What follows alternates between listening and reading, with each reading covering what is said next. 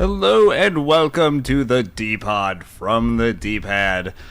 My name is Nick. With me, as always, is Sharon. Hi, Sharon. Hi, Nick. How are you today? I'm doing fantastic. We have a loaded room today. We do. We are chock full of people. The DPad is full of great gamers today. We are plump with people. Why don't you take a minute and say who's here? We have our usual folks here. We have Nick. Hi, Nick. Hello. How you doing? I'm okay. We know you were a little sick earlier this week. Yeah, this was a rough week. You had some bad cheese. Maybe. I don't know what it was. Sweaty cheese. Some bad swordfish. Ugh. Some bad Sea urchin. You're not supposed sea urchin. Yeah, okay. You're not supposed to eat the sword part. Oh. I thought it tasted kind of pokey. It was sharp. It was sharp. Extra sharp. We also have Jeremy with us. Hello, Jeremy. Hi, how you doing? You sound depressed. I'm not depressed. Sorry to our lovely listeners. I just got up, so it's going to be one hell of a podcast. I was going to say you sound depressed because you are not currently playing Pokemon. Yes. Oh. Also, for future reference. Touche. For future reference, if anyone hears us refer to someone as Endgame, that's Jeremy.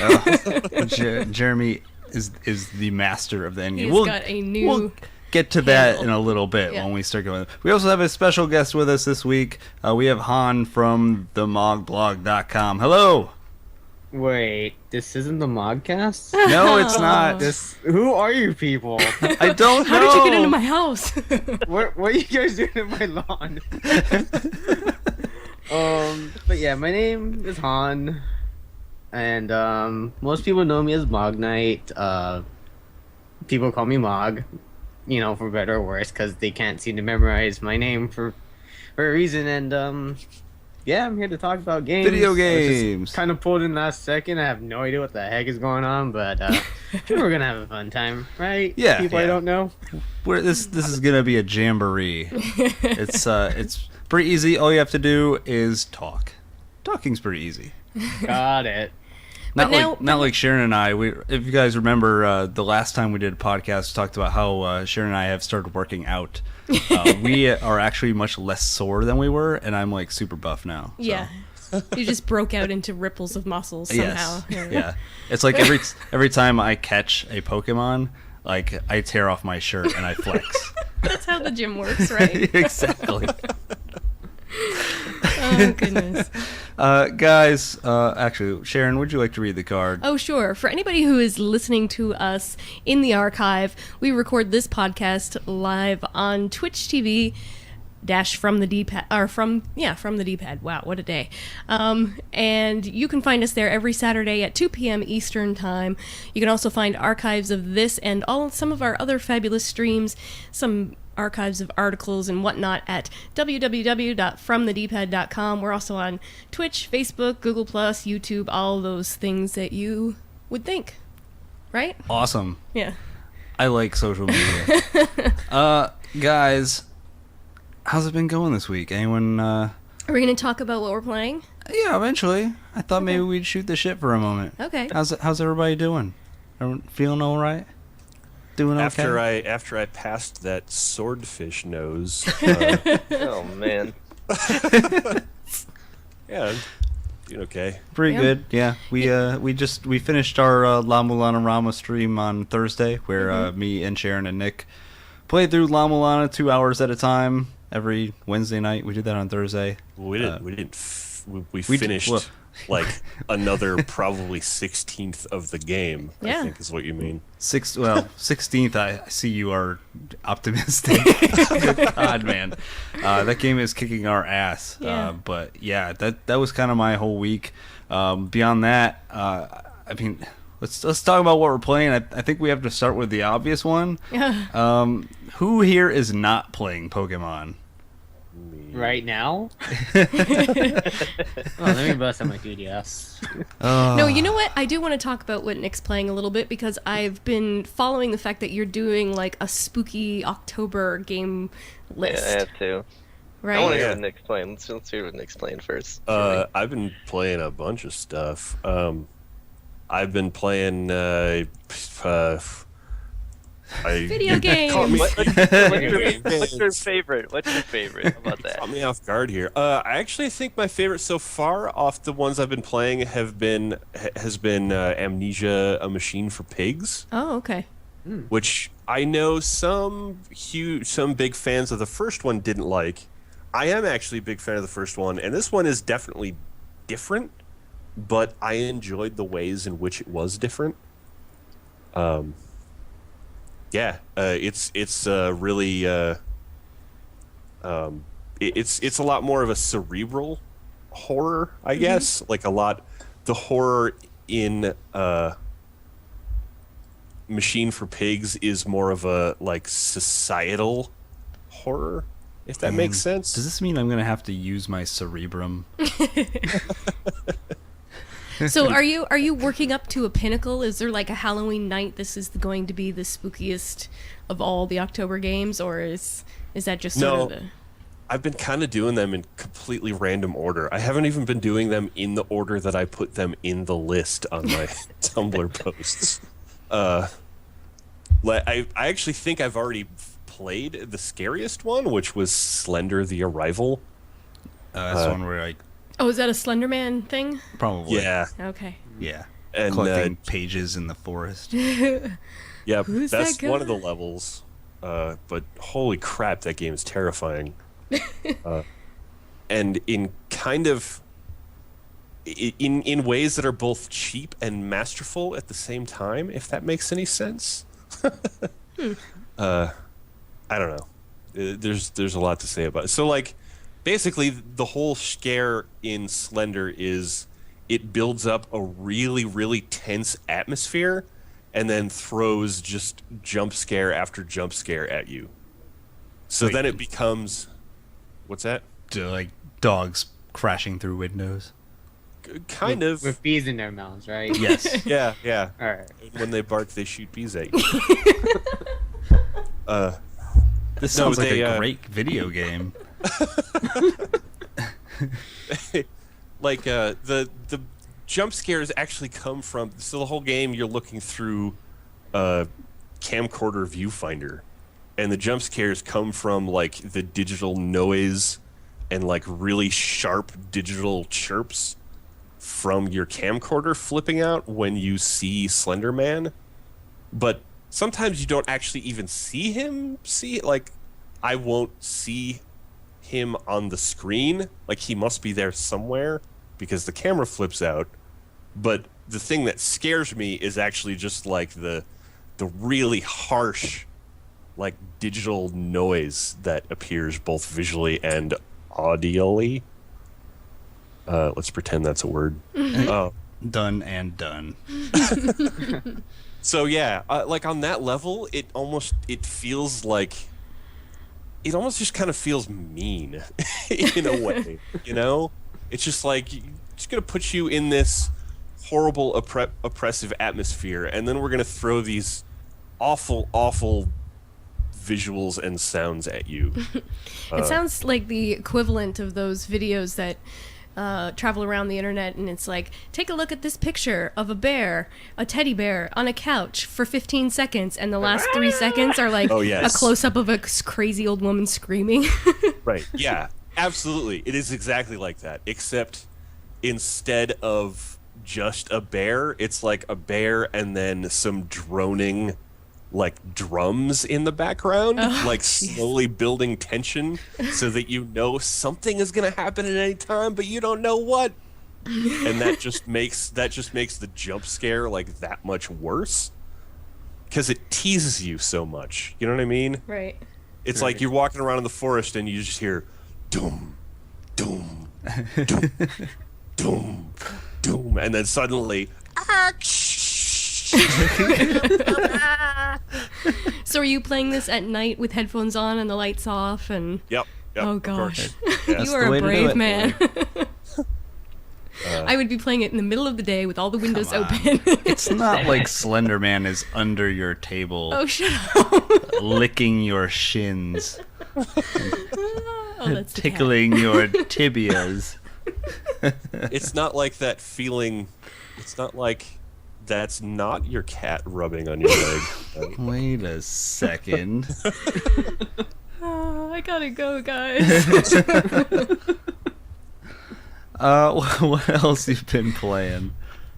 Well, aside from the horror games, I've been playing this really weird game called Mirror Moon. Yeah, a game I have a clip for. I like, but don't understand. I think yeah. I've kind of started to understand it. Basically, it's a game about flying around in space, finding, I think they're procedurally generated randomized planets, and then figuring out the weird sort of abstract puzzles on those planets. Yeah, from what I can tell, and this is just based on what I've seen because I have not played this, but from what I can tell, part of the construct of the game is that you are standing on a planet, and every planet also has a moon, but like you can use the moon to control how the environment on your planet operates. It's really weird. Not always, actually. Some planets don't have a moon. Each planet is actually, well, not a lot, but planets can be quite different. Like, I've found planets with no moons. I've found planets where I can't move the moon around. Okay, so some planets, like the tutorial planet, the planet that you start the game on, it introduces you to a bunch of the basic mechanics of the game. And one of the things that the moon, if you're watching the video cast, I'm like staring at the moon right now. One of the things that the moon does is it's like a mirror of the planet you're on. So you can kind of use it as a map. And on some planets, you can pick up devices. So, like, you have a device, like some kind of gun thing, but it doesn't always do the same stuff. It does different things depending on what you find on the planet. So, like, if you find a little pyramid, it attaches to your gun, and then you can spin the moon around. If you find another thing, you can grab the moon and move it. Yeah.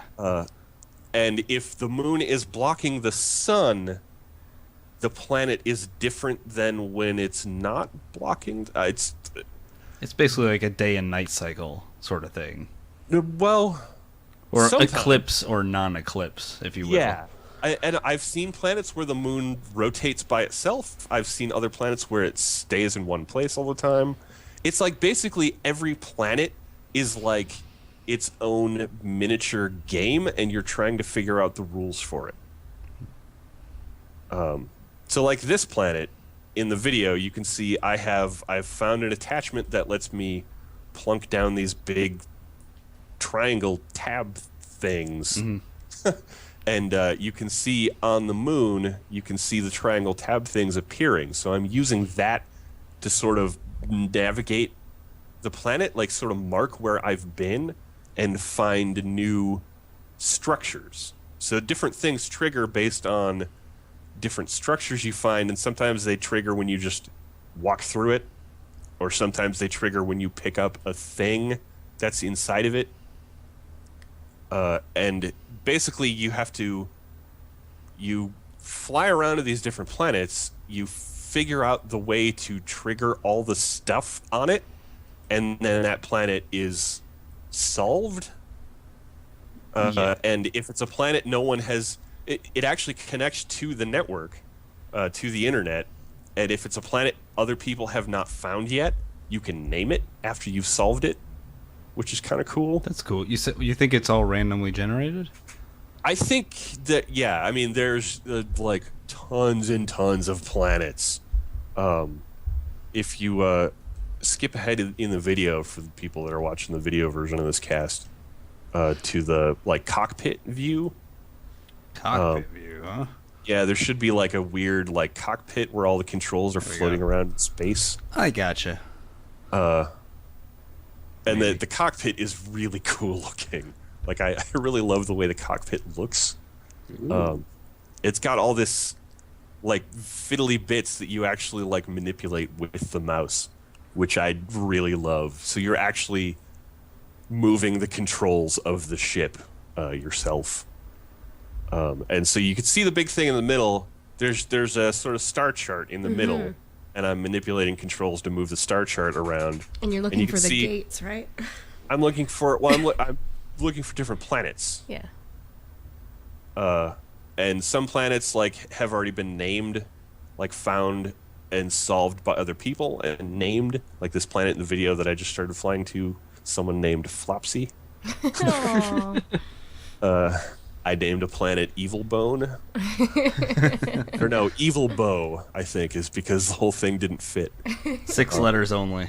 Yeah. I found a planet named Elvis once. So that was pretty cool. But yeah, it's a really weird, abstract, exploration-y puzzle game. And the more I play it, the more I dig it. The concept seems really cool, but I kind of understand based on what I saw that it must be really, really difficult to try and explain it. Like, you can't just show someone and be like, this is what's happening. Like, you just kind of have to experience it a little bit.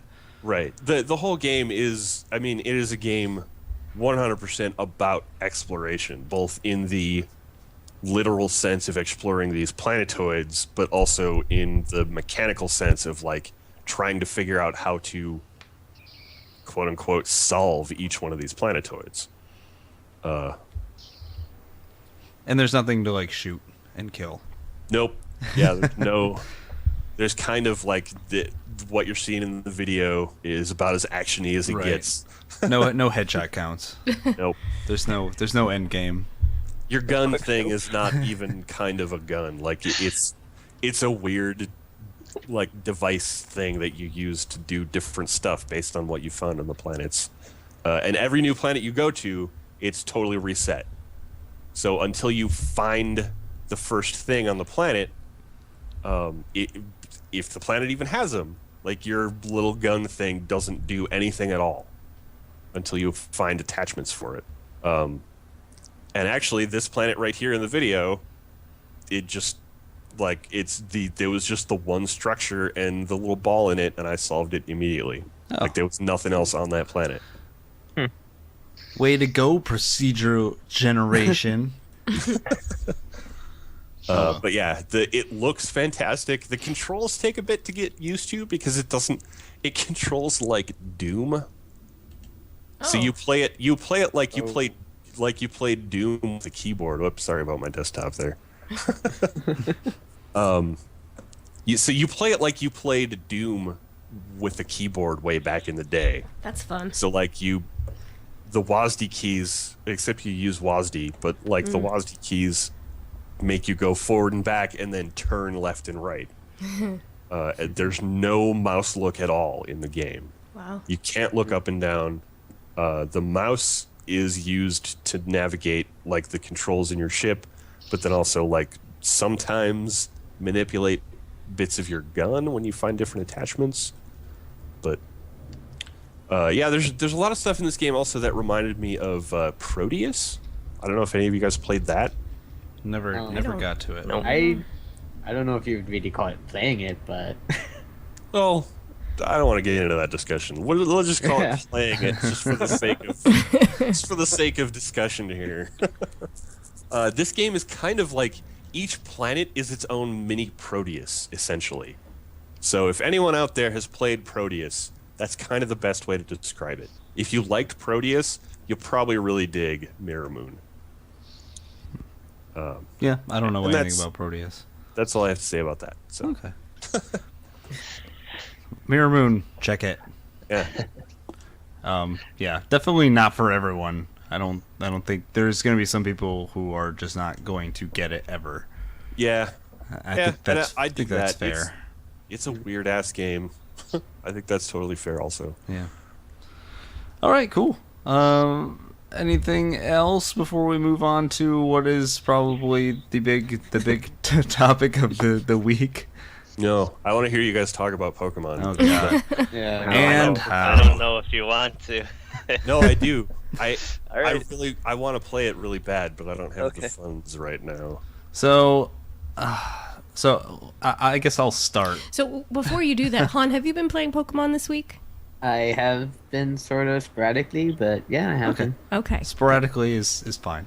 I didn't want to be exclusionary, is all. Sure me. So yeah, I introduced Sharon to Pokemon back when Black and White first came out.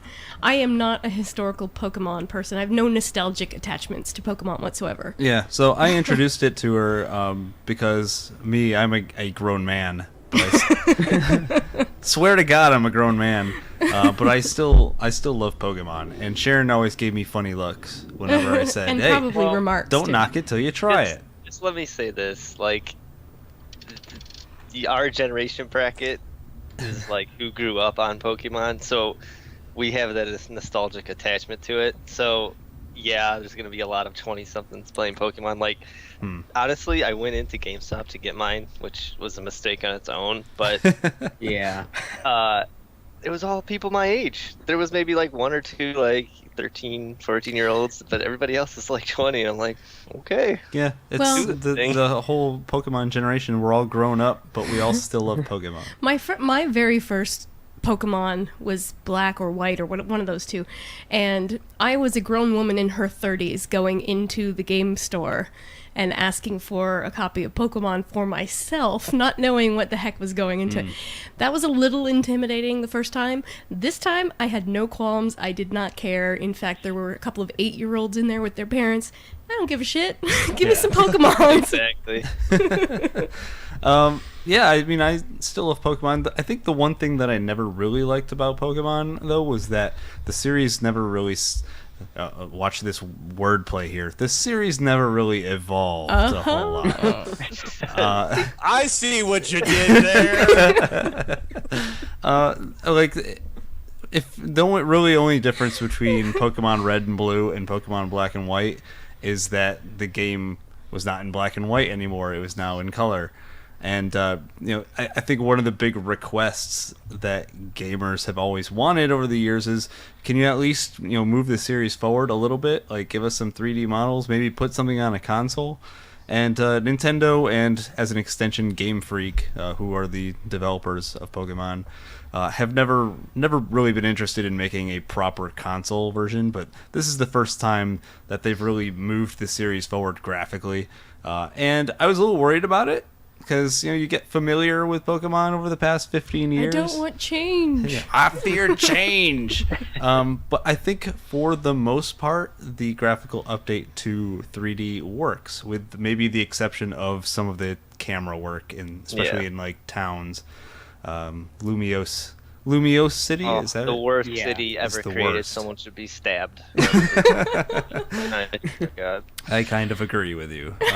So yeah, other than that, like I really enjoy the 3D models. I think all the Pokemon have a lot of character, which unless you were like me and you watched the cartoons a lot in the late 90s or even today, the only way to really get any character out of the Pokemon is to associate it with the cartoon characters, because in the actual games they're just like pixelized sprites that don't really move or anything.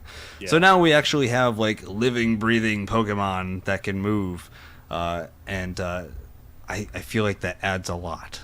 Well, Yeah, totally. for me anyway, the last time I played Pokemon was Gold and Silver, the original Gold and Man. Silver. So it's been a while for you. So it's been a while. So I like coming into the game and like walking into like the second area, and a Pikachu pops up and it actually says Pikachu. Like Pikachu, I'm like, oh my god, this game is amazing. I'm like not used to that, because for me it was still sort of coming out of the like red and blue, yellow era, and I was playing Gold and Silver, which was kind of more audio advanced, I guess, but like it was still the same. Right, but like 2D even experience. as late as Platinum, I guess, like the Pearl, Diamond, Platinum era, like you could get a Pikachu and it wouldn't say Pika Pika. It would just still like make those crazy digital noises. It's like, holy crap, Pikachu, are you all right? You've been smoking? Holy crap, Pikachu! Is there a Slender Man? That would be the most terrifying yet adorable game ever. So yeah, I mean, even from an audio perspective, like having a Pikachu actually jump out and go Pika Pika. You're like, hey, that's kind of cool. I don't know if you found an Oddish yet, but even like when you find an Oddish, it kind of makes noises that sound like it's saying Oddish, and I'm like, oh, isn't that cute? Let's kill it. Is Pikachu the Pikachu is the only one that straight up does Poke Talk, though, right? Yes. The rest of them still make the Game Boy noises, which is disappointing. But they're like, they're recognizable noises, I guess you could call them. Like, I don't know how to explain they that. They definitely don't sound like they're coming from like, an 8-bit chip this time. Yeah. From what I've seen or heard, rather. Well, that's cool at least. But yeah, I want to play this so bad because I played the ever-loving shit out of Red and Blue. I forget which one I actually had. I didn't play both of them, and I played a hell of a lot of Gold and Silver, and then I sort of dropped off, even though I kept buying them. But then I'd play like the first town of each one and be like, okay, I've played this game. It's the same. Yeah. It's the same. Although I will say, for someone who doesn't have that nostalgic attachment to it, at one point, I think Nick and I had spent a whole afternoon in our independent places playing Pokemon, and we came together maybe for dinner or something, and I was asking about Pokemon and their evolutions. Like, what about this guy? What does he turn into? And what happens to this guy? And Nick says, well, just hold on a second. And we go over to the bookshelf, and he pulls out a Pokedex. And we sit down, we open the book up, and start going through the Pokemon from, I don't know, very early on, probably the original ones, right? And many of the Pokemon in this game are from back catalogs, which means that people who are nostalgic about it are going to go, oh, that's my favorite one, and oh, I just caught my favorite one. And they really didn't add too many. I think they added maybe like 70 total, 70 or 8. I don't even know if it's that much. I think they even got rid of some from the last bunch, didn't they? Probably. Like permanently? I don't know. Like forever? I think there's a bunch in here, or the bunch that were in black and white that weren't in this one that they took out. Yeah, they tend to do that pretty frequently. Like they'll put ones in and then take others out. You know, so there's some Pokemon in X and Y that haven't yearly been roster update. Yeah. They haven't been in circulation for a few games, and then they come back and other ones go out. So, but it's funny because the Pokedex that I have is it's from the Platinum. It's from Platinum, which was the Pearl Diamond era, and like it lists every Pokemon that ever happened up until Black and White, and you can still pick and choose everything that you see in X and Y, almost down to everything. So, pretty fun to go back and look at it all, like, oh yeah, so this came during this era, and this was from this era. Well, so that's why you love the Bidoof. I didn't get it. Bidoof is awesome. I'm not ragging on it. I'm serious. Yeah, for me, like I couldn't, like I didn't remember. I didn't really know a lot of the Pokemon from beyond Gold and Silver, so it's like everything's kind of new for me. But the older ones, I'm like sitting here like a Pidgey, like, what level did this thing evolve? I don't remember. Like, oh my god, it's like so much to take in, because I do feel like I'm sort of a newcomer. Like, for somebody that has never played Pokemon, this could be a pretty overwhelming game. It's the same. It would be the same overwhelming feeling you'd get when you picked up Red and Blue for the first time. I like it. Yeah, it's Pokemon. There's nothing terribly surprising about how the way the game plays. Like it's what you expect out of Pokemon. But let's shift. You get to pet your Pokemans. I'm gonna be I'm gonna be such a sucker for that. I'm gonna be petting all of my Pokemans all the time. Let's shift gears real quick. I kind of want to talk a little bit about gameplay style, because I feel like we all play a little differently. Oh, okay. So I think the way I play personally is I like to hang out on a route and catch absolutely every kind of Pokemon I possibly can on that route, and I refuse to leave the route until I have them all. And if something evolves, I will go back and collect the one that evolved so that I have both versions. Like, I am super OCD about it. Well, I mean, you gotta catch them all. Yeah. But I don't have like a main team. Like some people have like six Pokemon. It's like everything else is relegated to the box. Screw them all. These are my 6. Let's go. That's not how I play. The way I play is that all of my Pokemon all have to be right around the same level. Can I ask you a question? Sure. Did you obtain the free Torchic from your mystery gift? Yeah. Of course. Okay.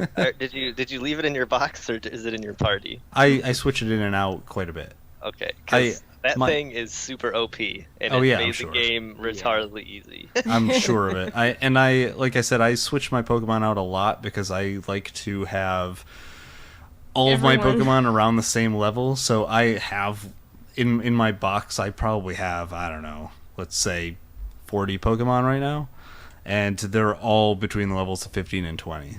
That's ridiculous. Yeah. Yes. Well, ridiculous. Well, wait. The thing about this game though is, in the old games, it was very hard to level a lot of Pokemon, but they give you the experience share early in this game. So if you put it on, I mean, everything you have in your party levels pretty consistently at the same rate. It's true. Oh, really? Yeah. The very nice part is that EXP share this time is a key item. Exactly. As opposed to something that you hold on to a Pokemon. So all 6 of your Pokemon, they're gonna get EXP at the same rate unless it's boosted due to trade or whatever. Yeah. Totally. I think it's fantastic. I think Was it's that a great thing that was addition. added in? This one, I think. It's this. Yeah. Yeah. The one that I played last time, Black and White or whatever, you had the experience share was like something that a particular Pokemon could hold. So you can only share with that particular Now one. it's Right. just a global device that's always active. You can turn it off, so only the first Pokemon gets experience. But why would you do that and just leave it on? Was Unless Black and you're White- one of those hardcore Yeah. people that want to do EV training or something, but We'll get around to that. that's It makes hard it stuff. makes my style of OCD Pokemon training much easier and much more tolerable. Like in the past games, it's been very hard for me to do that, but now not so much. Yeah. Well, that's what I was assuming. I was imagining you like putting a weak Pokemon at the front of your party to swap them out every time. None of that crap anymore. You really don't have to do God. that. Well, it's you have to great. do it a little bit. A little bit, but you can put a level 3 Pokemon in like slot 6 and it'll do okay. Yeah. So, Sharon, I taught Sharon Pokemon, so I'm curious to see You how taught me. your I do not- play style differs from mine. My playstyle differs from yours in that, first of all, if I don't like a Pokemon, he sits in the box and I don't talk to him ever again. fair enough. I take it very personally. In the first time I played Black or White, I nicknamed every goddamn Pokemon I caught. This time I'm not doing that because I want to remember what they're called. But what I tend to do is to push forward as much as I can to find out what the element is going to be in the gym, and then I backtrack, get a party that is designed specifically to beat that gym, and level them up. That seems pretty reasonable. So that's how I'm playing. Pretty standard, yeah. So now I want to hear Jeremy's, because we've been kind of following your progress, and I think we all agree that you are insane. Okay, so I'm an MMO player, and I love endgame. So naturally, any game I get, I'm just gonna tear through it till the end, till I get to the end. So I picked up Pokemon on Saturday at 10 in the morning, and I finished it. Well, I had to, I slept obviously, and I had some stuff to do on Sunday, so I finished it I think Sunday afternoon. How? Because I had some stuff to do. It How was do you 10 do hours, that? I think I finished it. So Did you just Amazing. level up your Torchic to Well- like 50 and tear? okay, well he's out of control. So like when he's like level 20, everything else is like level 8, just because of that stupid boosted Boost. Yeah. trait. So there was that. But what I did was what I always do is so I had Torchic, which is fire, so I had that covered. Mhm. And then I was walking through the grass, and Pikachu pops up. Electric. Let me catch Pikachu. So I had electric covered. And then when you get to the third town, you get spoilers. Sorry, you get to pick between Squirtle, Bulbasaur or Charmander, so I picked Bulbasaur. Yeah, sorry, Nick. That's Sorry. actually it's pretty So- awesome. I picked Bulbasaur for grass, and then I had like some other random ones that covered everything else. So each town I went through, I had like the one that was strong against the gym type lead, and then he killed mostly everything, and then whenever he died, the rest cleaned up. So it's what I always do, and it worked pretty effectively. Did you basically just use the same 6 Pokemon like straight through Yeah, the end? I literally did not catch one Pokemon the entire my game. Whoa! What? That is insane. So I went through the game like that, finished it, and then the thing about this generation or this game is like it has the online play now, like Yes. through the internet. So a lot of the competitions and battles and stuff don't allow you to use the legendaries like Mewtwo and the legendary from this game, or the 2 from this game, and anything that's like super overpowered, which is legendary status. So they don't let you use those in like the battles. Even in the game, like there's like a battle tower, you can't use the legendaries. So you have to have a normal quote unquote Pokemon team. Weird. So then this is where I'm looking over the Pokemon Endgame hardcore pit, and I just fell right into it because I just spent like a day and a half reading about old teams, old strategies. And then I picked a team, and now I have to breed Pokemon over and over and over again until I get the correct stats. Wow. So that's what I'm doing right now to get the highest possible stats on each of my Pokemon, get them trained up, and then I have to level them. So it's going to be another probably 2 weeks before I'm finished making my team. That's pretty insane. Yeah. Like, once I started reading all this stuff about how in-depth Pokemon actually is, like I tweeted out last week that this game has more micromanagement and end game content than the last 2 MMOs I played. So, it's sadly true. Every day it just gets more and more. You can read Pokemon facts for days and days and days. There are things about Pokemon games that people still do not fully understand. Like it's insanity. I love it, but it's insanity. But like getting away from that, the features in this are great. Like I love all of the internet stuff that you can do. Doing some wonder trades. Yeah, wonder trades. You can give your friends powers that increase like their attack and their experience and stuff. Seems pretty smartly done so far. Yeah, and also I need to get you on my friends, Nick. Yes. There's a sorry, spoilers again.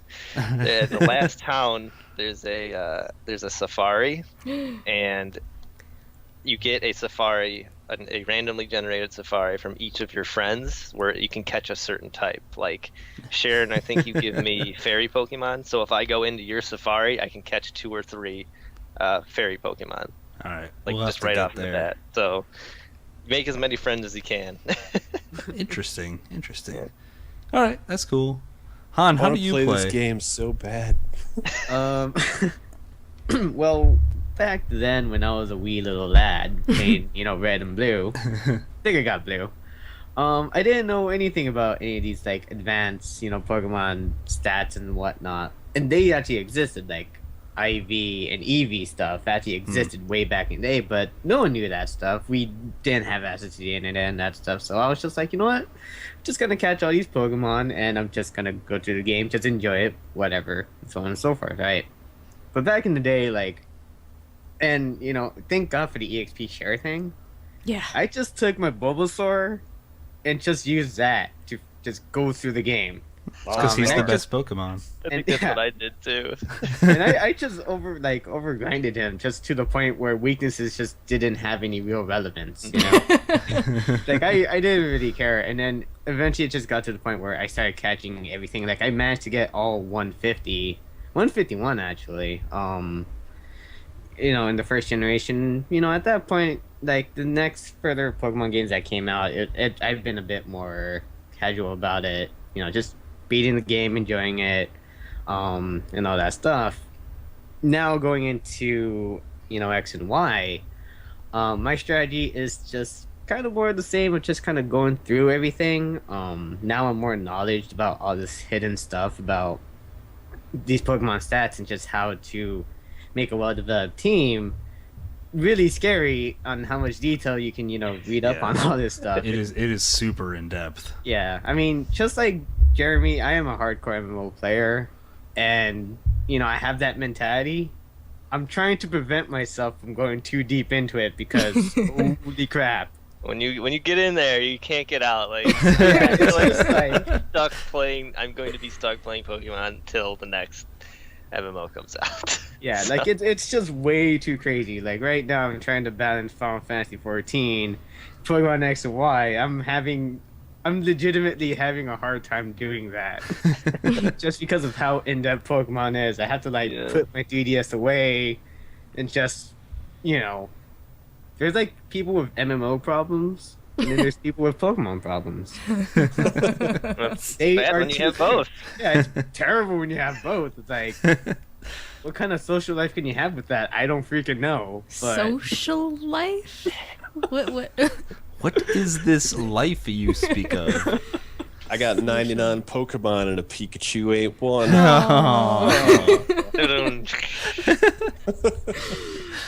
Oh, Pokemon. This is a no judgment zone when it comes to Pokemon. Just don't want to make that absolutely clear. There are a lot of people who have a lot of problems with Pokemon, and I don't think any of us are those people. I gotta say, I am so excited. I mentioned it. I think I squeed even when I saw it. But there's derby girls in this Pokemon, and I love that. Yeah, there are a lot of skater girls. Yeah, Yep. Yeah. absolutely fantastic. But Yeah, Nick, I don't know if you want to chime in. I know you probably have not played X or Y yet, but as to your play style, how do you think you're gonna fare? I get way too attached to my Pokemon, and I end up like I make my team of favorites, and then I end up using that whether it's good for the current gym or not, just because they're my favorites. I have to say, I'm a little afraid of this wonder trading thing for that exact purpose, because I get really attached to my Pokemon, except the ones I don't like, who sit, like the Fletchling or whatever, and he's sitting in the box at level 3, because Yeah. I have no use for that guy. Funny thing about wonder trading so far that I've noticed is like people will name their Pokemon, like you said, Sharon, and like so I'll get like when I You get wonder trade. Fluffy? Yeah, like I'll get like Fluffy the Bidoof, like from wonder trade. I'm like, you can't change his name, so I'm like, okay, well I have, Bob's Fluffy. Like, what? I'm not gonna use that. So I just send him away on the next wonder trade. I'm like, I don't want Fluffy. I guess I'm just really worried because I haven't done it, and I'm not sure if I have any input as to which Pokemon they are stealing away from me. If I can comment too on another thing. Sure. There's for doing like all the trading and stuff, the online trading and the wonder trading, based on who you trade with, you get like Pokemiles. Oh. I've seen this. Yeah. And so like if you trade with someone in Japan, you get like 200 Pokemon. Well, not 200, like maybe like 90. So the farther you trade, the more points you get. And those points, if you use your game sync, which is down there on the little 3DS pad, you can use the game sync, and they'll go into your account that you have to set up, and then you can just accumulate them over and over again, and you can actually buy items with your Pokemiles on the store. Like you can buy rare candies, you can buy PP ups, you can buy healing potions, Pokeballs. Like it's just kind of like a reward for using the trade system, which I thought was really neat. Yeah. So pay attention to that. When it comes to Pokemon, like there's so many subsystems in mini games these days that, like, it's been in the game for at least 3 or 4 generations, but I still can't get involved with berry growing because that should just take over my life. It's Pokemon, not Harvest Moon, right? Sometimes I'm not so sure. There's like an area where you're forced to plant berries, and they're like, you come back when they're fully grown. I'm like, yeah, I'm never coming back. Oh, Pokemon. So I was good. gonna say before too, like the really great animations and 3D nature of this game means that I'm probably going to end up doubling down really hard on my really bad play style. Just because it's going to be that much easier for me to be like, They're so cute. that Pokemon is so adorable. I don't care if he's terrible, he's in my party forever. I don't care if all he can do is curl. He's Oh, amazing. Yeah. Oh, Magikarp, you and your splashing. Team of nothing but Magikarps and that Pupa one. Oh, Metapod? Metapod, yeah. Oh, Metapod, Metapod. just a party of Metapods and Magikarps. Well, they can attack now. Did you know that? They can What? poison sting. They can do more than just curl. If you get The a Metapod, yeah. yes, if you grow a Metapod from Caterpie, it will actually have moves. Yes, yeah. But if Yeah. you catch a Metapod straight up, all it can do is harden. I think and that's like that's it. my Burmy, isn't it? Yeah, and Burmy too. Burmy, Yeah. all he can do is protect. It's Anyway, pretty now we're useless. getting way too involved with Poke moves. But yeah, They are pretty cute. If Jesus, Get it, Nick? yeah, if you don't Other have Nick needs to Pokemon get this yet, game. just get Yeah, it. I will as soon as I have more game Gaming. budget. Yeah, don't resist. It's not worth it. You're just causing yourself pain. He's I'm not not going to going resist. the only reason I don't have it right now is money. It's Yeah. I just have to gotta budget myself right now. Talking about Pokemon makes me want to end this podcast. Go about play Pokemon. Excuse me while it's time for our break now. Yeah.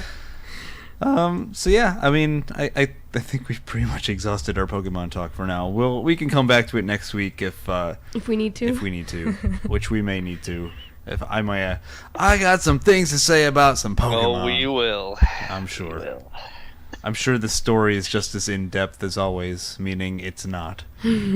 But Never mind. I'm not even gonna comment. Just go. Oh, bite that tongue, Jeremy. Bite it. okay. So anyone else playing anything that they want to mention real quick before we hit our break? Anyone? Anyone? I'm playing Final Fantasy 14 right now. Final Fantasy 14. We've talked a lot about Final Fantasy 14 Yeah, on how's this that podcast. going for you? Are you enjoying it as much as Nick or disenjoying it as much as Jeremy? Well, I mean, I'm doing the end game rating, and pretty proud of my team right now. We actually downed like the first part of the raid that's in the game right now. So actually, like a few hours ago before this, like I woke up and it's like, "Hey, one's on," and I'm like, "Okay, I guess we'll do it." Yeah. And I mean, it's fun. What is the raid? The raid is called the Binding Coil of Bahamut. Bahamut. Bahamut. Uh, I don't know. People pronounce it differently. I think I'm pronouncing it wrong. No, I'm sorry. Fight Just, Bahamut. It's yeah. so depressing. just to be clear, I'm not correcting your pronunciation. I love hearing people pronounce it because when I was a little kid and I played like the first Final Fantasy, me and all my friends in the neighborhood, we just called him Bahamut. I actually called him Bahamut as late as Final Fantasy 7. Duh. And then someone else was playing it and they pronounced it correctly, and I'm like, huh, it is spelled like that, isn't it? So if anyone is guilty of pronouncing it poorly, it's me. I still call him Bahamut. This makes him sound like a dog.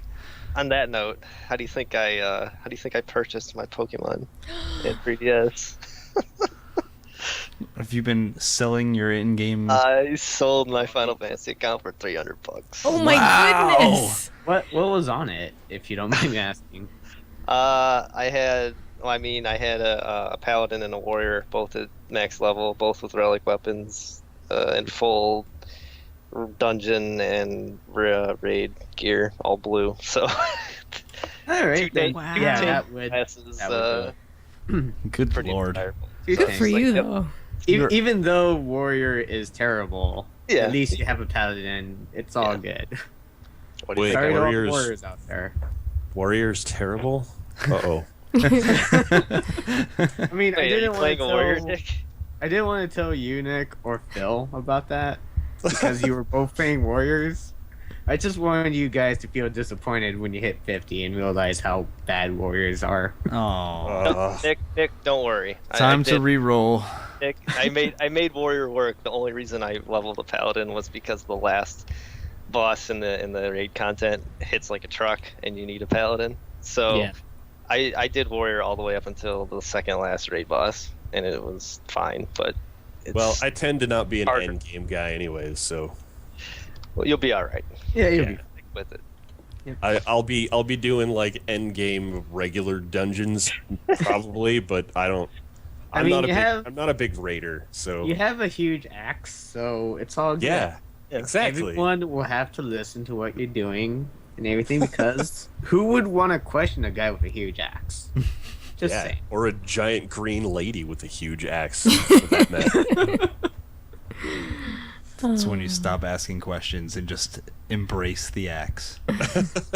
Embrace the pain. All right, guys. I think it's time to take a break. We'll take a little break, and when we come back, we're going to talk about our Game Club Game of the Week. I hope you guys are ready to talk about some Pilot Wings. Yeah, and I want to talk about the next Game Club game. Okay. Whether That's it's cool. next week or not, I have one ready. All right, cool.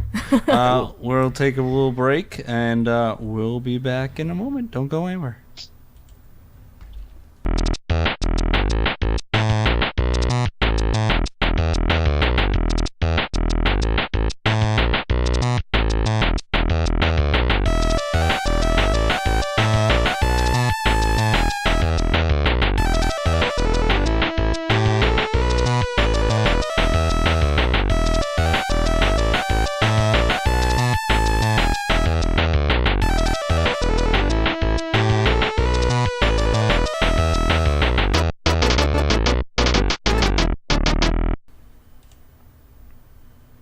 All right, we are back for part 2 of the DPod from the DPad.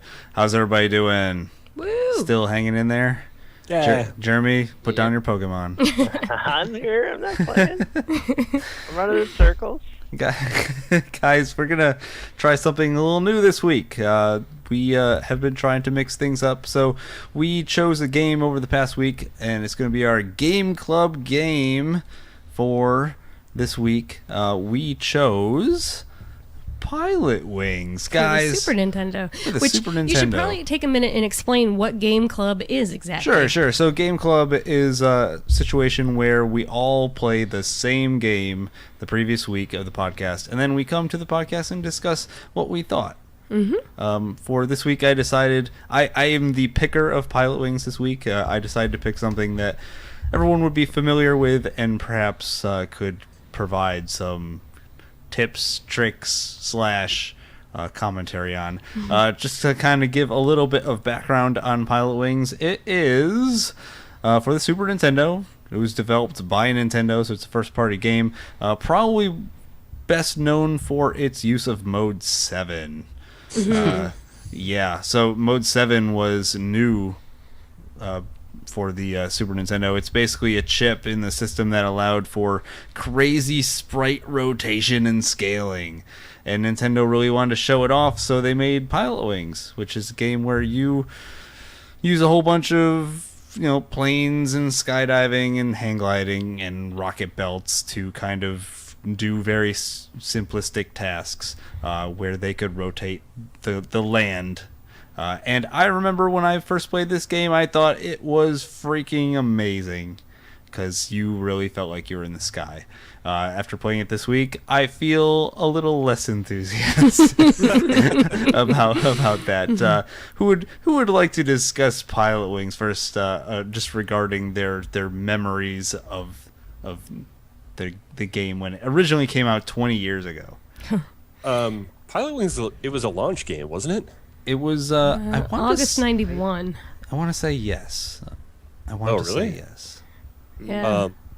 Well, I remember playing it really early. I remember playing Pilot Wings the first time I played a Super Nintendo. So whether that was because it was a launch game or it was, I know it was really early, if nothing else. And I remember it blowing my effing mind.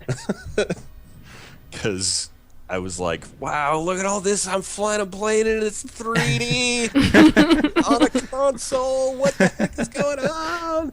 I mean, like before this, like, well, I don't know, maybe not before, but around the same time, there were already flight sims on computers, and they were way more advanced. But doing this on a console on my TV was really impressive to my middle school brain.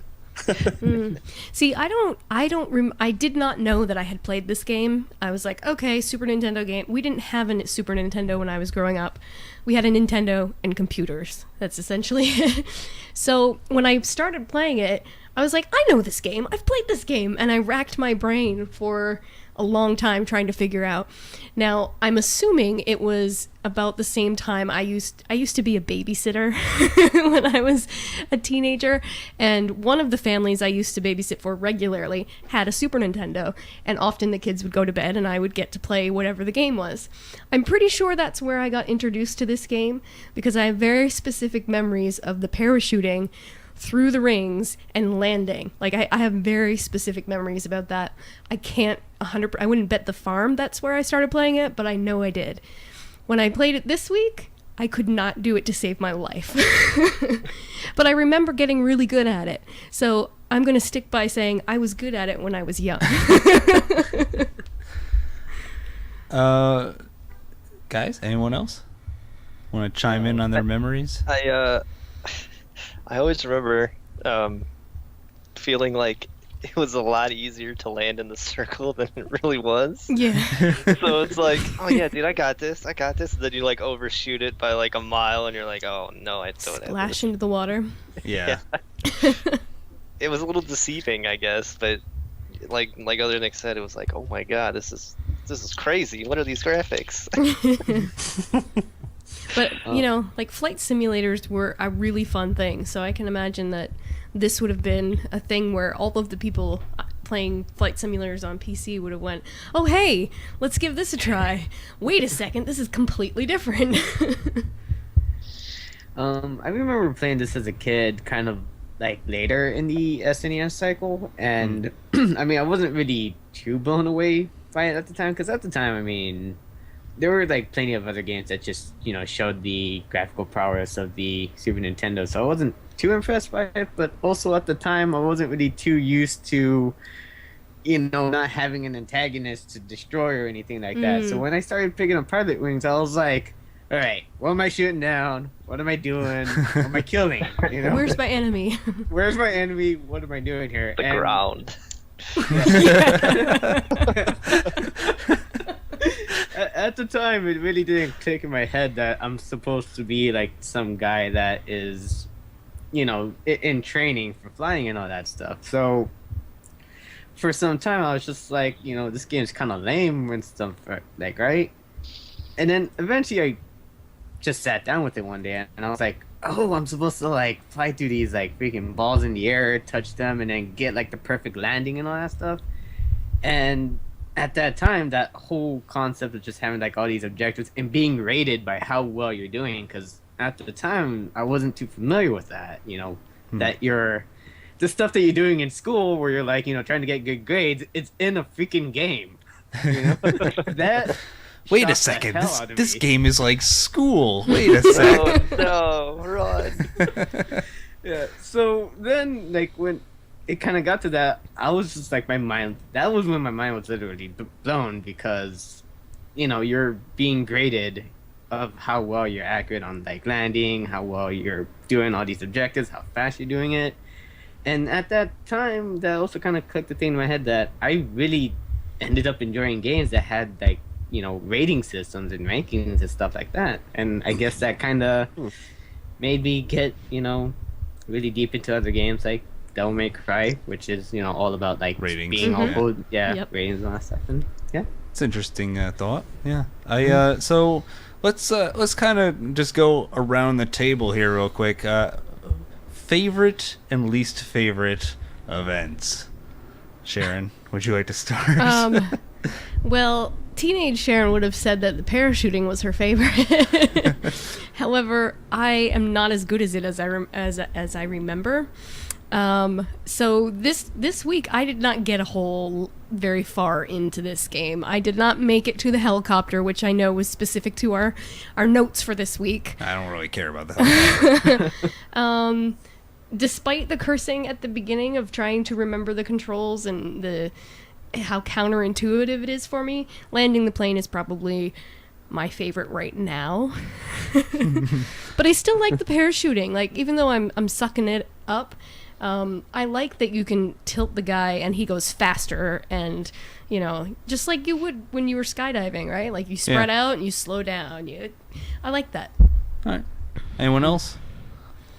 Well, you're going around the table, right? I think the plane is my favorite also. Yeah? Actually.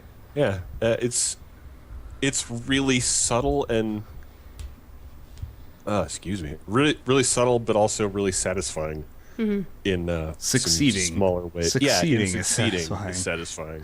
And I actually think my least favorite is the parachuting.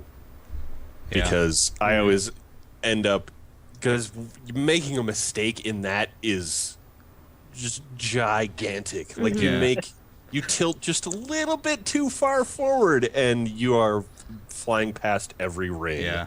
I had mentioned that to Sharon earlier today when we were playing a little bit, and I told her, Sharon, when you're parachuting, less is more. Like, you need to make very, very small movements, because if you make even a little bit too much, you're done. So the plane part is fun, though, because one of the things that I rediscovered this week is that you can lose it, and as long as you're not aiming for the ground, you can recover in the airplane part. Your time might be terrible, but you can still make it back and land and salvage some semblance of a score. Anyone else would like to chime in? I think I'm partial to the hang gliding. Yeah? I'm kind of surprised to hear that. I always feel like the hang gliding is a little meh. Well, I don't know. Like, I'm a weird person, I guess. Although, I do like I like the skydiving. I don't know. These are all like little like mini game things that are just like precision based. So I like doing those types of things. So I guess I'm not really gonna say that I have like a favorite, but okay, that's fair. I don't know. Most hated? Yeah, what's the worst? God. The rocket? Yeah. You don't like the rocket belt? Rocket belt can bite me. I don't think I'm gonna say that's my favorite. Actually, the rocket belt is probably tied for favorite for me. Oh. I really like the Different rocket strokes. Yeah, the rocket belt's pretty cool. Han, how about you? Well, my least favorite is when you have like those moving platforms, because it teases you.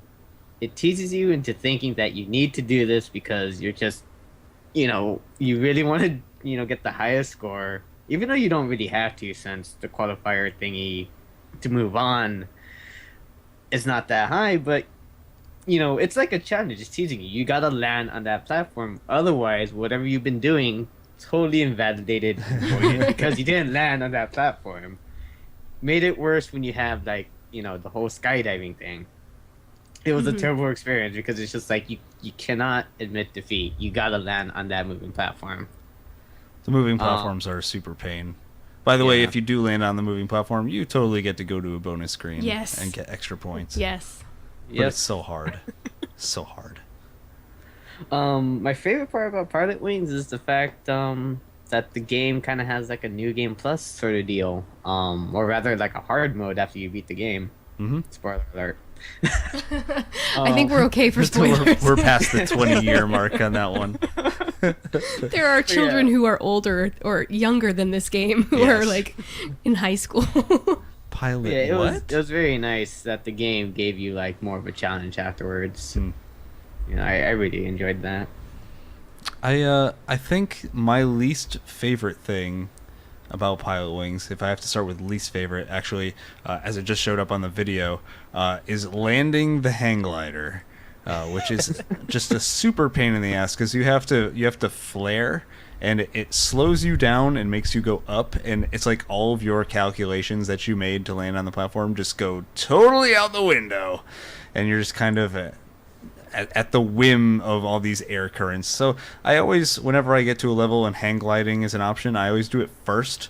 So that way when I ultimately fail at it, I can just retry immediately. I also kind of agree with Nick. I do like the light plane a lot because it's just really satisfying, especially when you get the landing down. Skydiving, again, not really a big fan because, I don't know, it seems like it's impossible to figure out how to do it properly every time. But the rocket belt is probably my favorite, just because you have it gives you the most control just overall, and you can just kind of zoom around and do whatever you want. Let's see if I can land this. Yeah. Screw that rocket belt. Dude, the rocket belt's not that bad. You just have to learn. Oh, and also, since we kind of already mentioned it, the freaking helicopter can go to hell. So probably worth mentioning that when you get to the I guess the end of the game, after the 4 lessons, you have to fly this helicopter, and it's pretty much a crapshoot on whether or not you get through or not, because it has no dexterity at all. And you're flying at this high altitude, and things are shooting at you, and if a bullet comes at you, you can't avoid it. I would love to know if you guys have any tips for me on how to fly the freaking helicopter, because I couldn't do it. I have a comment on the whole helicopter business. Sure. The fact that, the whole game revolves around training you to fly and all this stuff. And then they throw the And helicopter then it at just you. throws you into a freaking helicopter. No training as to So you know how to doing. you know how to use a hang glider, do you? Try this chopper. Try this Yeah, military try this helicopter. that, suddenly you can fire and kill stuff. And, what are you supposed to do? Screwed up situation right there. So we know that none of the things that you've been flying have a weapon. How about this military grade helicopter?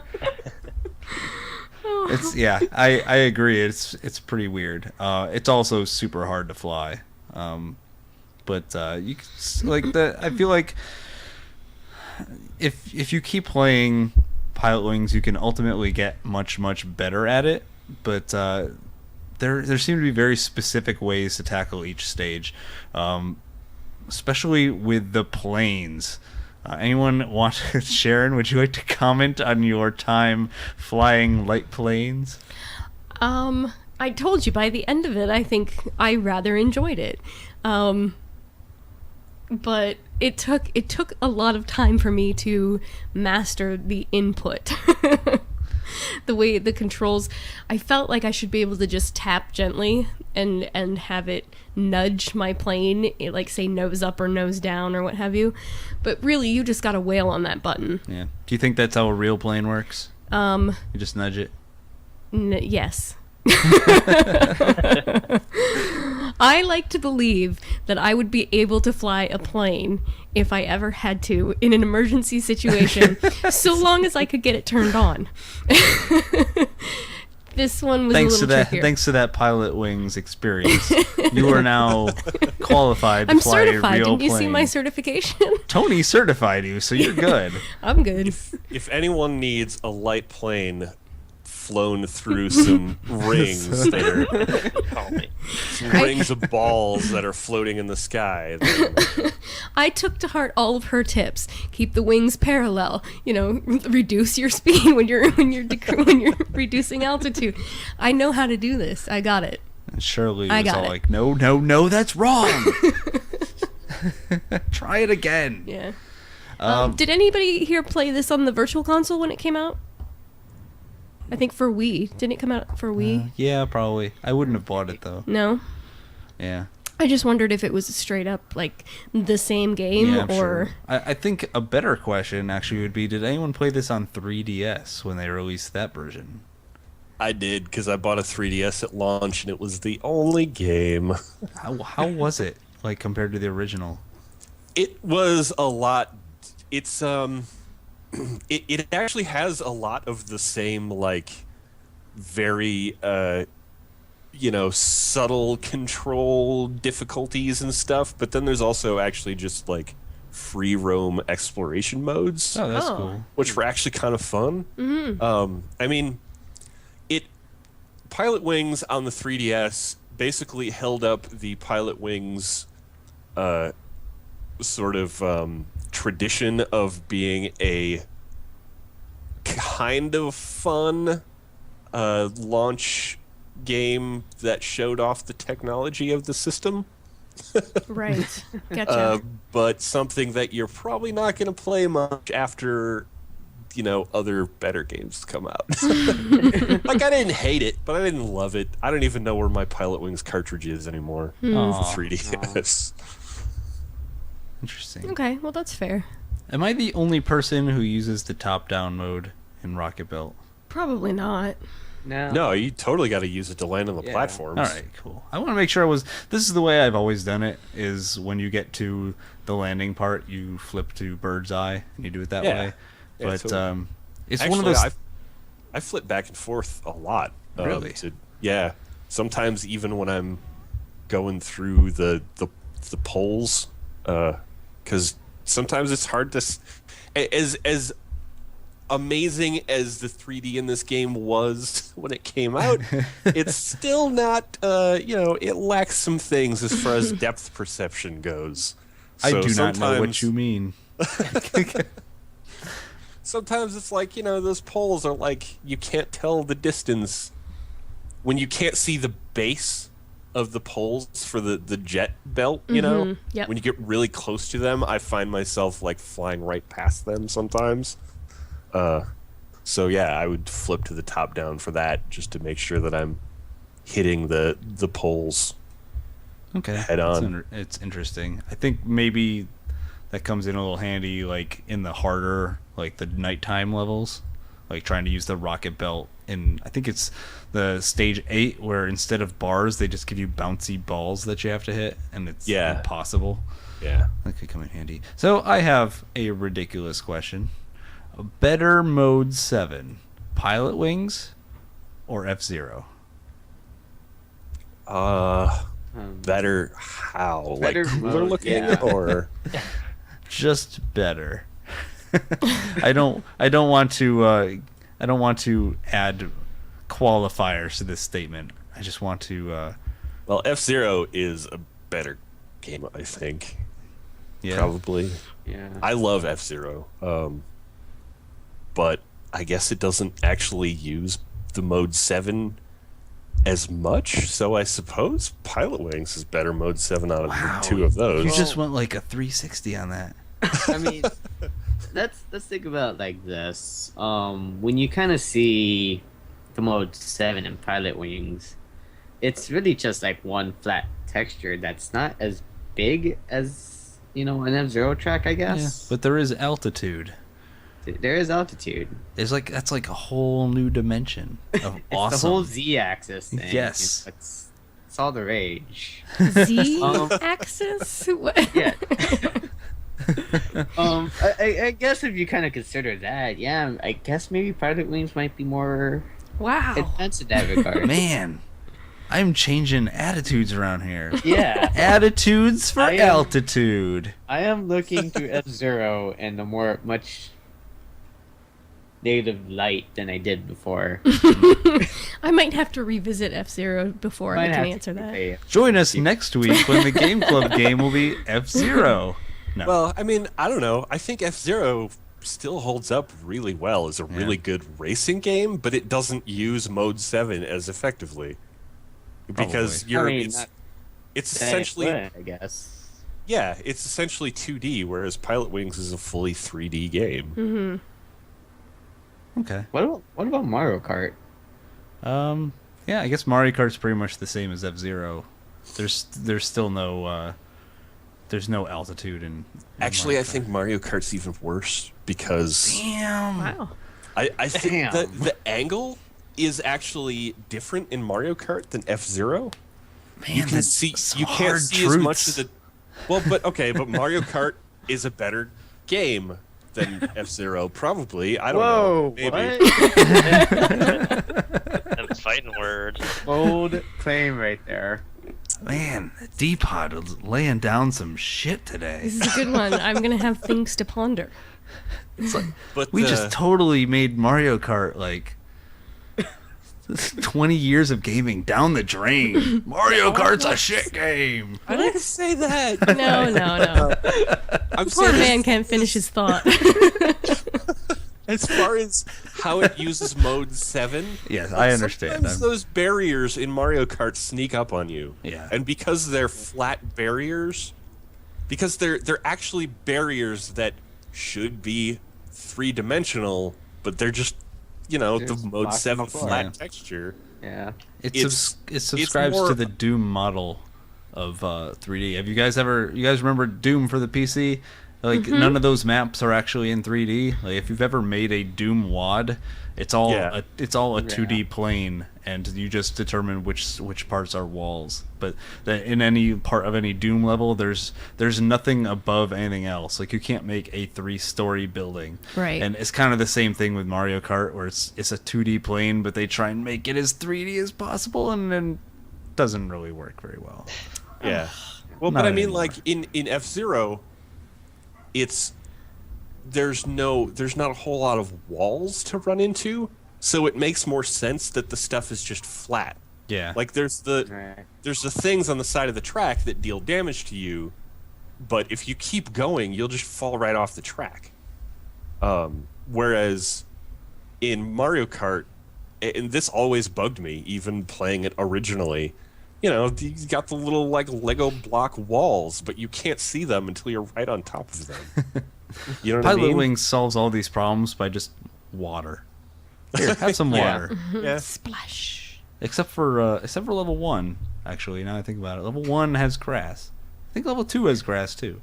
And they're like, you know what? Grass is too hard. Like, actually, when you think about it, grass is actually worse than water. 'Cause, Really? yeah, if you're parachuting and you forget to open your parachute, Yeah, I guess. if you land in the water, like, There's a chance of survival. well, no. There's no chance of survival, but I think I'd rather land into a wall of water than a wall of grass. Like, the grass is not comforting. It's not a comforting thought. I think we might be off track a little bit. What are we talking about? Pilot Wings, guys. Pilot Wings.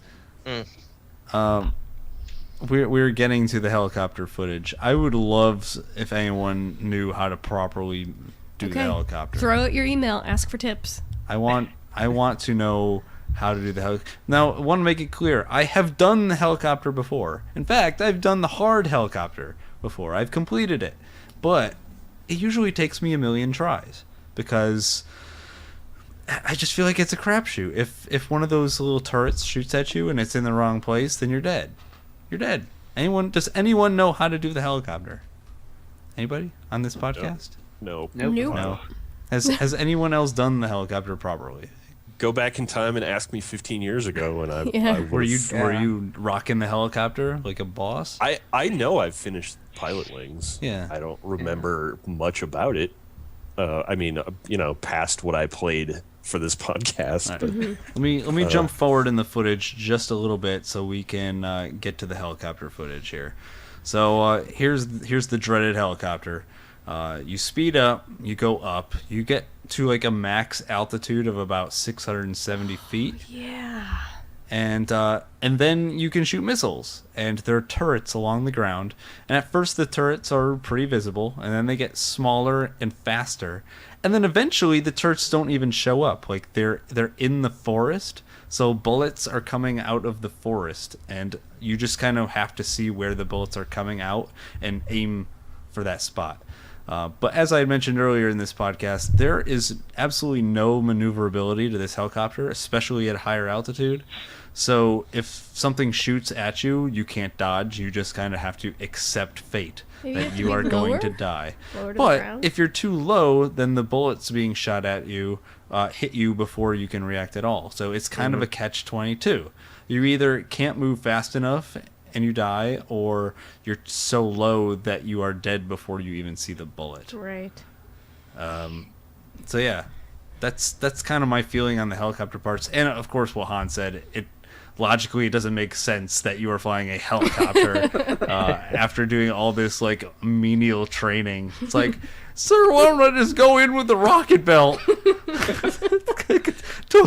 Just let me at him, sir. I got this rocket belt and I'm totally good. I'll just hang glide in and pick him up and it'll be great. It's like, no, use the rescue helicopter. Like, but sir, I don't like the rescue helicopter. So if anyone has pilot wing tips for Nick, you can contact him at.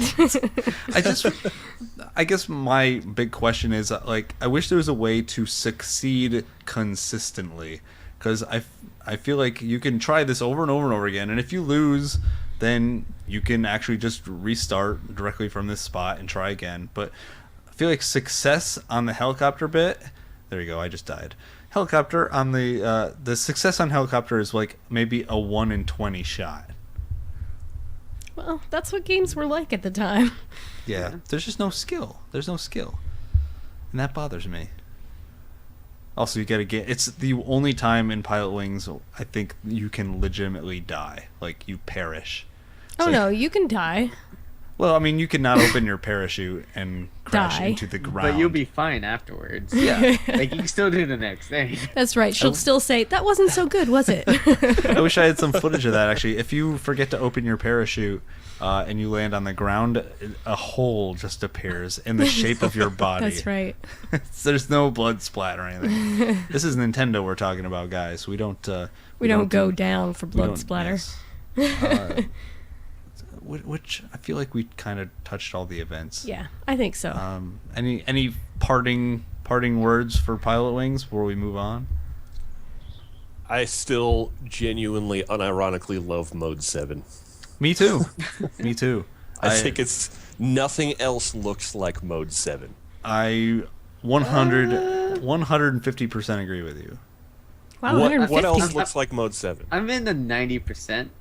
I mean, like, not to go off tangent here, but like, I've seen some really crazy stuff that Treasure has done on the Sega Genesis. Well, it doesn't really look too much like Mode 7. I mean, it's pretty close. Talking you about know? like Gunstar Yeah. Heroes. Gunstar Heroes and stuff, yeah. Even Contra Hard Corps, even though that's Konami. Yeah. But yeah. I see where you're coming from. I agree with Nick. Like I said, 150%. I'm still filled with wonderment at Mode 7. Just especially like going back to. I mean, I guess technically this is also, it might also be Treasure, but like Super Castlevania 4 uses a lot of Mode 7, and that game always makes me squee whenever things start rotating. I love rotation. Oh man, I just actually, Super Castlevania is probably one of the best Mode 7s. But you know what is the absolute best Mode 7? Go for it. ActRaiser. ActRaiser. Yeah. Which part of ActRaiser has? You're just talking about the title screen. Well, when you every time you zoom down to do an adventure segment, is pretty sweet. But also the whole map when you're doing the city stuff is all Mode 7. Okay.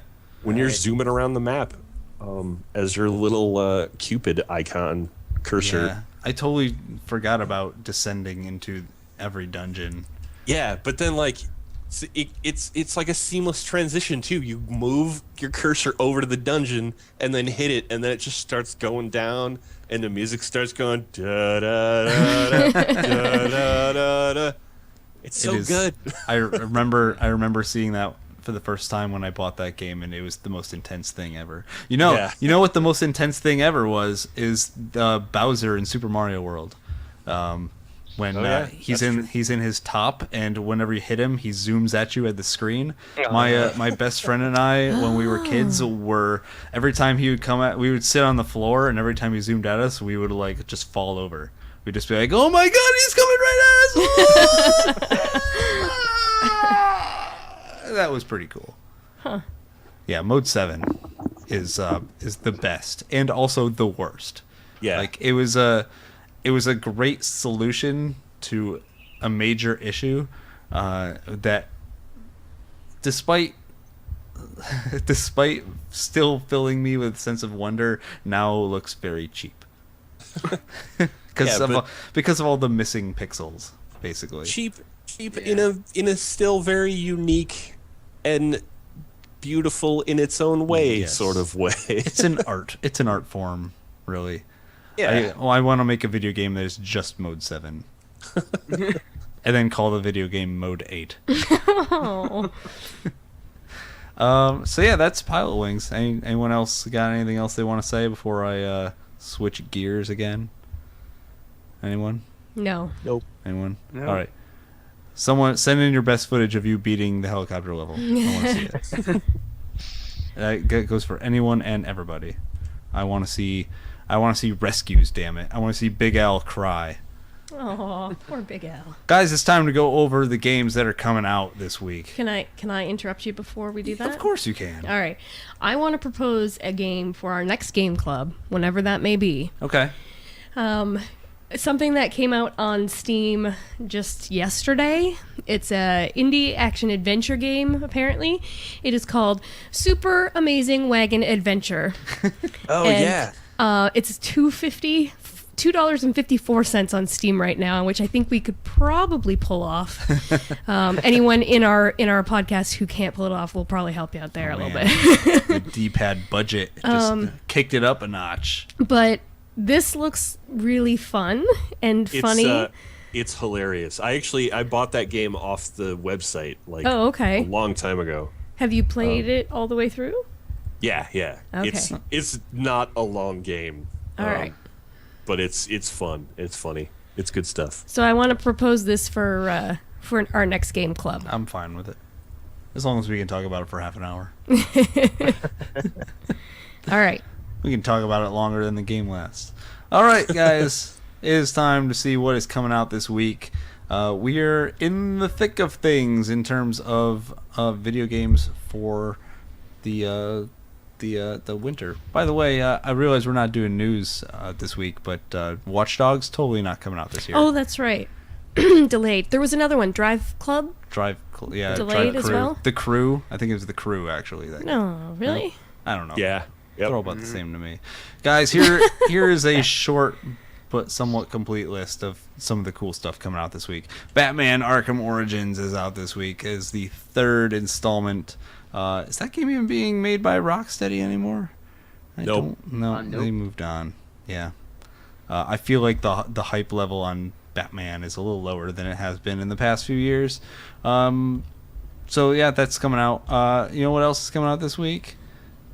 Phoenix Wright Ace Attorney Dual Destinies for 3DS. Ooh. Got any Phoenix Wright folks here? Yeah. Yeah. Me. I love Phoenix Wright. Yeah, Phoenix Wright's pretty cool. That game is coming out for your 3DS. That is coming out on the 24th. That is... Tuesday? No, that is definitely not Tuesday. That's like a Friday. Oh. Thursday. Thursday. There you go. Thursday. All right, close enough. It's coming out sometime in the middle of the week. Guys, there is a game coming out for all you Naruto fans. Naruto Shippuden Ultimate Ninja Storm 3 Full Burst. Damn it, I didn't get it. All right, I got to start over. Oh, jeez. Naruto Shippuden Ultimate Ninja Storm 3 Full Burst. That is the full title. Coming out for 360. Excuse me? What was that again? Is Naruto Shippuden Ultimate Ninja Storm 3 Full Burst. Gesundheit. I think you should do speed runs on saying that title. Naruto Shippuden Ultimate Ninja Storm 3 Full Burst. Oh, jeez. Okay. I mean, going on? Sold it. I'm sold. I'm going to the store right now. that was I'm sure it's cool, but like I already played Half Burst 6 months ago. Oh, okay. I'm just kidding. That's not a thing that exists. I'll wait for Naruto Shippuden Ultimate Ninja Storm 3 Full Burst Extreme Edition.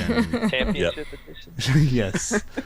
Guys, Lego Marvel Super Heroes is coming out on Tuesday. Anyone still buying Lego games? No. Man, they sure turned that into a thing. I bought Lego Lord of the Rings on PC and played 20 minutes of it. Aw. I will say, when the original Lego Star Wars came out, I loved that game. Me too. Yeah. But then they just kept going with the whole Yeah. Lego thing, and I'm not on board anymore. So I think I do third- love Marvel though, so yeah. I don't know. What else is coming out this week? Bunch of other crap is coming out this week that I'm not really going to get into. Path of Exile, which has kind of sort of been out for a while already as beta, but now it's Getting out on of beta beta. finally? Yep. Wow. Well, it's not going the Dota 2-year route. No, just the 1.5 year, I think. Huh. Also, that's that's an PC action RPG. It's a Diablo-like. For Oh, those that cool. dig that. It's a free-to-play, I believe, Diablo-like. Mm-hmm. I've heard good things about it, but I'm already also sort of inundated with Diablo-likes, and I'm more interested. I'm more interested in the one coming out that's being made by the team that was formerly the team that made Titan Quest. Mm-hmm. I forget the name of their new studio, and I also forget the name of their game. So, cool story, me. So we'll wait to hear more about that mystery game. yes. It's a game that's coming out in the made future. by some people. Some guys made it, and it's coming out at a time in the future. For all you budding musicians out there, the 2014 edition of Rocksmith is coming out. Hey, you know what? I am actually sincerely interested in this. Okay. What are the price points on these usually? I don't know. I want to say you provide your own guitar. You these do, days? yeah. You can buy, Yeah. yeah. You just get the game, So and I imagine the price point can't be much worse than 60. 60's pretty bad. Well, I think it was like 40 for some time after like some bit. I mean, they released like a base edition as well.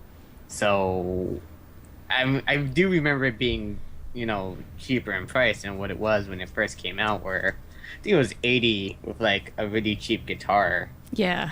and then it was like 60 with just the adapter if you had your own. It Yeah. is 60 on Steam. Oh wow. Ouch. I mean, it's not a game at all. It's a training It's a tool. training. Yeah. Right. But I do have interest in it, but just not for 60 bones. Ouch. Yeah. And that's pretty much it for this week. There's some other smaller things coming out. We'll let you check those out on your own. Next week after that will be Assassin's Creed 4 and Battlefield 4. So, All right. think Anybody so. here vying for any of those two? Anyone I'm on here the Battlefield train. still Yeah. interested? We'll talk about that. Anyone here still not burned by the Assassin's Creed train? Oh, This is gonna be the good one, they said. yeah. Wait, they actually said that, like in those words. It's like we're totally sorry about how About crappy 3. Assassin's Creed 3 was. I don't know if they said it, but everybody else seems to think that this will be the redeeming Assassin's Creed game that everyone is looking I for. don't know. I feel like the reviews on Assassin's Creed 3 were all good, and I still hated that. So I don't know. I kind of feel like even if this is great again, I'd done stuck some hidden blades into a lot of dudes already. So it's true. What's a few hundred more? Exactly. I'm not satisfied jumping into bales of hay What? anymore. Oh. Yeah. You don't like stabbing people and being able to hide around the corner and not get caught? I guess we're skipping way ahead by talking about next doesn't week's matter. new That's release okay. games, but there's also a new goddamn Sonic game coming out for some fucking reason. You say it like you're surprised. Yeah. It's like Oh, I why could do have sworn they why stopped do they making. keep making Sonic games? You know what? They I never keep stop. falling into the Sonic cycle this time. I thought it was gonna be legitimately good until later on. I was just like, no. And then Well, they said the I was same ready. thing about Sonic was, oh, we're bringing it back. It's Yeah, gonna like be- all the gonna previous be Sonics. good. You know what? Sonic Generations was great. I thought it was a good game. I had hope. The Sonic He had- franchise died, in my opinion, after Sorry. Sonic Adventure 2. Sonic put- franchise died halfway through Sonic 1. Oh. Sonic franchise Oh. really died when Sonic kissed a human woman. So That was like digging up the fucking corpse of Sonic and having your way with it. Sorry, I really, really do not like Sonic games. And I do not understand the appeal, and I have yet to have anyone describe their appeal for Sonic in ways that make sense beyond nostalgia. yeah. I don't get it. I don't get it. I think it's a fundamentally flawed premise for a Because video. he's like Mario, but with a bad attitude. Well, but it's not. I mean, it's like Mario with Faster. terrible platforming. Yeah. But Just I'm awful platforming. And the most exciting parts of the game, you're holding a button and watching Sonic do a bunch of crazy shit on the screen. all I'm gonna say is, while I do not disagree with you, I feel like we could do a whole podcast just about how great or how horrible Sonic is. We could, and I would genuinely be interested in that. We should do a Sonic podcast. Okay. We need a round table of people with varying opinions, though. It'll just Yeah. be. I it'll want to be- get some real Sonic fans and have them defend their love. I wouldn't That's call me neat. a fan, but I would be up for defending Sonic. It'll just be me defending Sonic CD, and Yeah. that's it. So, and then agreeing with everything else you have to say. I think that's gonna do it for this podcast. All right. I think we've reached the logical end. Sharon, would you like to read the card one more time? Sure. First of all, let's say a big thanks to Han from themogblog.com for joining us today. Thanks very much. Yay. And Go as to a, that site because it's a good site, yes. and Han is a cool guy. Sometimes. Well, we appreciate having you here, and also a thanks to our regulars Nick and Jeremy for joining us. You can find this podcast archived as well as a whole bunch of other good stuff at www.fromthedpad.com. You almost dropped the last W. I know. I was like, do we really need to say those anymore even? I don't even think so. But anyway, you'll also find us on Twitch TV, Facebook, YouTube, Google+, Twitter, and all those great things. Stay tuned to the website because we're going to start to announce our campaign for the Extra Life Marathon that will be running on November 2nd. Video games, we're gonna play them. Yeah, we're going to live stream the whole thing as we descend into insanity on lack of sleep and, I don't know, rock stars and Red Bull. Ooh, question. Can I plug my thingy? Sure. Absolutely. Okay, so I'm gonna be doing Extra Life, but to avoid competition, because I think a lot of people are probably better than me at playing video games. Maybe. We're gonna be doing ours, the Mog Blog, and my crew. We're gonna be doing it on November 9th Ooh. to get away from everyone, because Fighting against the man. Yeah, so if you guys and anyone that's listening would like to check us out, I'll be posting more details on my Twitter at Mognite on Twitter, and yeah, Sweet. staying away Excellent. from you guys so we don't Awesome. conflict. That's fine. Everybody It's all right. wins. Everyone wins because it's for the children. Yes. Think of the children, goddammit. Also worth mentioning, La Mulanarama hopefully will return on Wednesday night.